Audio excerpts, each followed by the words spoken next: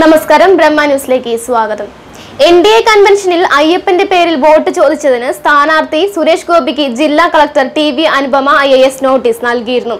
ഇത് വിവാദമായതിന് പിന്നാലെ ഇതിനെതിരെ സോഷ്യൽ മീഡിയയിൽ BJP അനുഭാവികൾ കടുത്ത പ്രതിഷേധം അറിയിക്കുകയും ചെയ്തു. ഇതിന്റെ ചുവട് പിടിച്ച് ഗ്രൂപ്പുകളും അനുപമ ക്രിസ്ത്യനാണെന്ന് പറഞ്ഞ് വ്യാപക പ്രചരണം നടത്തുന്നുണ്ട്. TG മോഹൻദാസും കളക്ടർക്കെതിരെ രൂക്ഷ വിമർശനമാണ് ഉന്നയിച്ചിരിക്കുന്നത്. അനുപമ ക്രിസ്ത്യാനിയാണോ? ആണെങ്കിൽ ഗുരുവായൂർ ദേവസ്വം ഭരണസമിതിയിൽ നിന്ന് രാജിവെക്കണം ഇപ്പോൾ ഈ നിമിഷം എന്നായിരുന്നു TG മോഹൻദാസിന്റെ ആദ്യ ട്വീറ്റ്. തൊട്ടു പിന്നാലെ തൃശൂർ ജില്ലാ കളക്ടർ എപ്പോഴും ഗുരുവായൂർ ദേവസ്വം ഭരണസമിതിയിൽ സർക്കാർ പ്രതിനിധിയാണെന്നും പറഞ്ഞു. ഇതിന് പിന്നാലെ അനുപമയ്ക്കെതിരായ ചില ട്വീറ്റുകളും TG മോഹൻദാസ് റീട്വീറ്റ് ചെയ്തിട്ടുണ്ട്.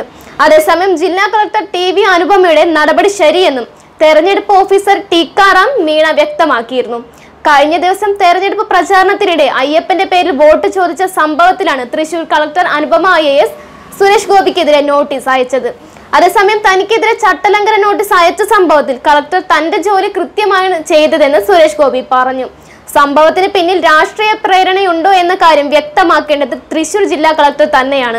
അനുപമ അവരുടെ ജോലിയാണ് കൃത്യമായി ചെയ്തിരിക്കുന്നത്. അത് ചെയ്തില്ലെങ്കിൽ രാഷ്ട്രീയ ആരോപണം വന്നേക്കാം. വിഷയത്തിൽ പ്രതികരണം ഔദ്യോഗികമായ മറുപടിയിൽ ഉണ്ടാകും, സുരേഷ് ഗോപി പറഞ്ഞു.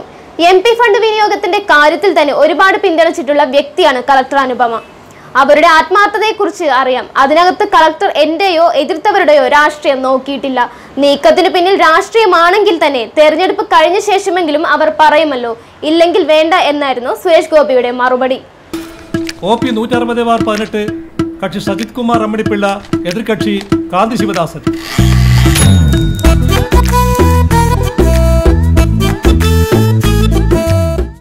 Welcome to a life in the midst of nature. Presenting Raindrops at Kakinad. Casadal Developers. Stay happy.